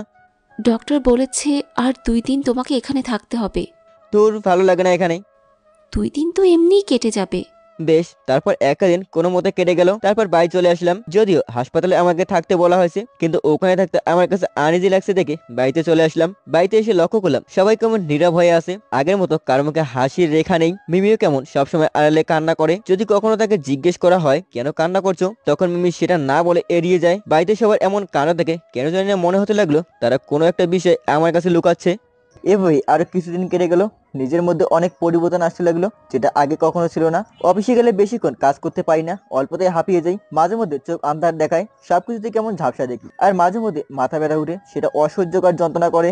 বাইরে থেকেও সবাই নীরব হয়ে গেছে, কারো মুখে হাসির রেখা নেই। তাদের এই দৃশ্য আমাকে খুব ভাবাতো, কেন তারা এমন নিশ্চুপ হয়ে আছে জানতে খুব ইচ্ছে করতো। শুক্রবার সাধারণত অফিস বন্ধ থাকে, তো বাড়িতেই থাকতে হয়। আগের মতো আর কোনো আড্ডা নেই বললে চলে। তো ঈশানের সাথে ফোনে গেম খেলছিলাম, এর মধ্যে ঈশানকে বলে ফেললাম, আচ্ছা বাবা, ধরো একদিন আমি হারিয়ে গেলাম কোনো এক অজানা জায়গায়, তখন কি আমাকে খুঁজে বের করতে পারবে? আমার বাবাইকে হারিয়ে যেতে দিবই না, তাহলে খুঁজবো কেন? না, যদি হারিয়ে যাই। এর মধ্যে মিমি আসলো আর ঈশানকে বলল, ঈশান, তোমার খাবার রেডি, চলো খেয়ে নিবে। মা, মা। হ্যাঁ বলো, শুনছি। দেখো না বাবাই কি বলে। কি বলে তোমার বাবাই? বলে আমাদেরকে ছেড়ে নাকি হারিয়ে যাবে। ছোট ঈশানের কাছ থেকে এমন কথা শুনে মিমি ভীষণ রেগে গিয়ে বলতে লাগলো, তোমার বাবাইকে ছেড়ে দিলে তো সে হারিয়ে যাবে, আর যদি হারিয়ে যেতে মন চায় তাহলে আমাদেরকে সাথে নিয়ে হারিয়ে যেতে হবে। হ্যাঁ, এবার ঠিক আছে, আমিও বাবাইয়ের সাথে হারিয়ে যাব। কি মজা, কি মজা। বাবা, তুমি একটু টেবিলে গিয়ে বসো তো, আমি এক্ষুনি আসছি। মিমির বলাতে ছোট ঈশান টেবিলে গিয়ে বসলো। বেশ, মিমি তার হাজবেন্ডকে বকতে শুরু করে দিল, এই, তোমার কমন সেন্স নেই নাকি? ছোট বাচ্চাদের সাথে এসব কি অলক্ষণে কথাবার্তা বলো? হারিয়ে যাবে মানেটা কি? আরে তুমি এমন রিয়েক্ট করছো যেন আমি সত্যি সত্যি তোমাদের ছেড়ে চলে যাব। তাছাড়া কথাটা আমি এমনি ঈশানকে বলছি। এমনি বলো আর যাই বলো, নেক্সট টাইম যেন এসব কথা না শুনি। আমার বৌদি দেখি অনেক রাগ করে ফেলেছে। এই বলে মিমিকে আলতো করে জড়িয়ে ধরতেই মিমি বলে উঠলো, জড়িয়ে ধরলে কেন? ছাড়ো আমাকে। আমার বউটা যে অনেক রাগ করেছে, এর জন্য তাকে জড়িয়ে ধরে রাগ ভাঙাচ্ছি। আমার রাগ ভাঙানো লাগবে না। কথাটা তো আমি এমনিই বলেছি, এতে রাগ করতে হয়? তাহলে বলো কেন? সেটা অবশ্য আমি বলতে চাইনি। ঈশান আমার সাথে দুষ্টুমি করছিল দেখে বলেছিলাম, কিন্তু তুমি রেগে গেলে কেন? তোমার হারিয়ে যাওয়ার কথা আমার কাছে সহ্য হয় না। আরে পাগলি, একদিন তো সবাইকে হারিয়ে যেতে হবে, তখন কি তাকে আটকানো সম্ভব? আমি এত কিছু জানি না, তুমি এগুলো কথা আর বলবে না, এটাই শেষ কথা। ঠিক আছে, আর বলবো না। কিন্তু কিন্তু কি? আমার পাওয়াগুলো এখনো কিন্তু পাইনি। দিন দিন বুড়ো হচ্ছ, সেদিকে কি খেয়াল আছে? আমি বুড়ো হলে তুমি কি বুড়োর বুড়ি? Yes of course. এই, অনেক হয়েছে, ছাড়ো তো। ঈশান ওইদিকে খাবারের জন্য বসে আছে, সেখানে যেতে হবে। ওহ সরি, ভুলে গেছিলাম। চলো, আমিও ঈশানের সাথে খাবো। হ্যাঁ, তাই চলো। তারপর টেবিলে যেতে ঈশান বলে উঠলো, কতক্ষণ ধরে ডাকছি, কোথায় ছিলে তোমরা? বাবা, তোমার খাবারটা রেডি করছিলাম। মিমি হাতে খাবার নিয়ে বলল ঈশানকে। আজ ভাবছি ঈশানের প্রিয় খাবারে ভাগ বসাবো, যদি ঈশান অনুমতি দেয় তো। ঈশান ভুলেও তোমার বাবাইকে খেতে দিবে না। কেন আম্মু? তোমার জন্য এতটুকু করে খাবার নিয়ে আসলাম, সেটা তুমি না খেয়ে বাবাইকে কেন খাওয়াবা? বাবাই, তুমি তাহলে একটু খেয়েও কেমন? ছোট ঈশানের কথা শুনে হেসে বললাম, আচ্ছা ঠিক আছে। বাবাই, তুমি এখানে বসো, আম্মু তুমিও বসো। তারপর ছোট ঈশানকে তার বাবা মা খাইয়ে দিতে লাগলো। ঈশান তাদের এমন অবস্থা থেকে বলল, আমাকে শুধু খাওয়াচ্ছ কেন বাবাই? আমার ঈশান বাবা খেয়েছে মানে আমার খাওয়া হয়ে গেছে। বাবাই, একজন খেলে কি আরেকজনের পেট ভরে? ছোট ঈশান তার মাকে জিজ্ঞাসা করে বলল, হ্যাঁ সেটা অবশ্যই তার মা বাবার জন্য হয়, অন্য কারোর জন্য হয় না। যেমনটা আমি তোমাকে খাইয়ে দিয়ে এক প্রশান্তি পাচ্ছি, সেটা হয়তো অন্যরা বুঝতে পারবে না। এই যে তোমাদের বাবা ছেলের গল্প শেষ হয়েছে? খাওয়াতে প্রায় শেষ। কি হয়েছে বলো? আজ ভাবছি আমাদের বাড়িতে বেড়াতে যাব। হঠাৎ বাড়িতে যেতে চাচ্ছ যে? না মানে মা একটু ঈশানকে দেখতে চেয়েছে, তাছাড়া অনেকদিন ধরে যাওয়া হয় না, এই আর কি। তো কখন যাচ্ছ? একটু পরেই। তুমিও চলো আমাদের সাথে। সেটা কেমনে হয়? কেমনে হয় মানে? তোমাদের যেতে বলেছে, তোমরাই ঘুরে আসো। সেখানে গেলে কি খুব বেশি প্রবলেম হবে? কি দরকার শুধু শুধু এক ঝামেলা পাকানোর, তোমরাই বরং ঘুরে আসো। আমাদের সাথে গেলে একটু ভালো হতো। সরি মিমি।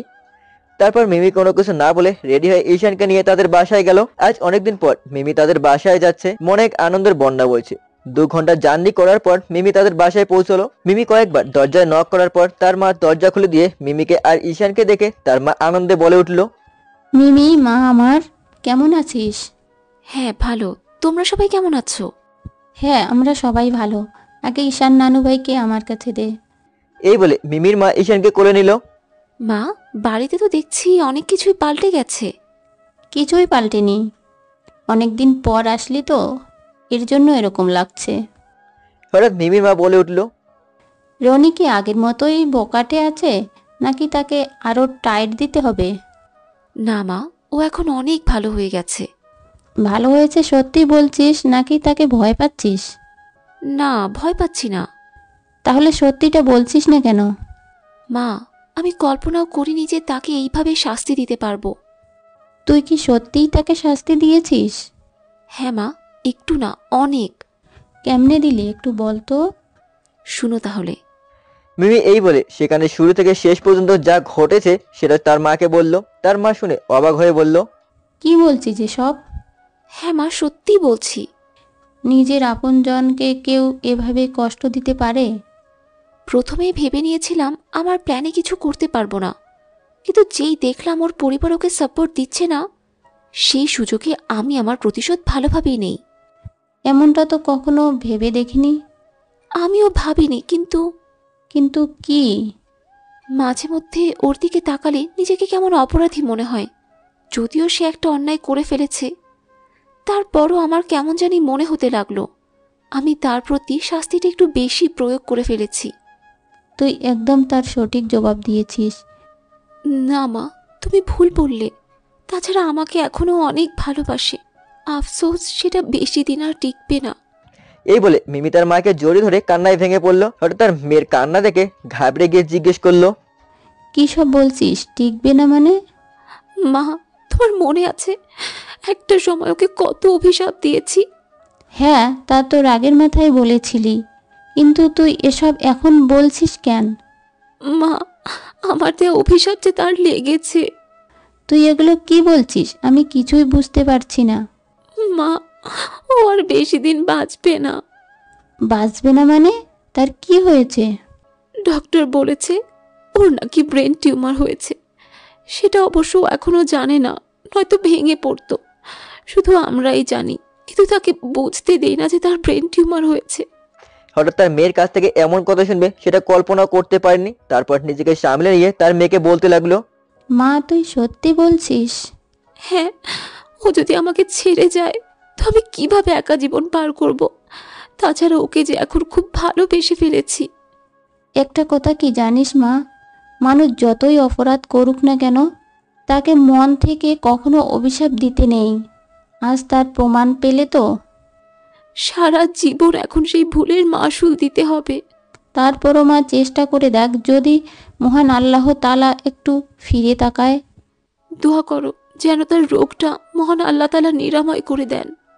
মিমি তাদের বাসায় 2 দিন থেকে তারপর পরের দিন চলে যায়। বাড়িতে গিয়ে দেখে সবাই নীরব হয়ে আছে দেখে ভাবিকে জিজ্ঞেস করলো,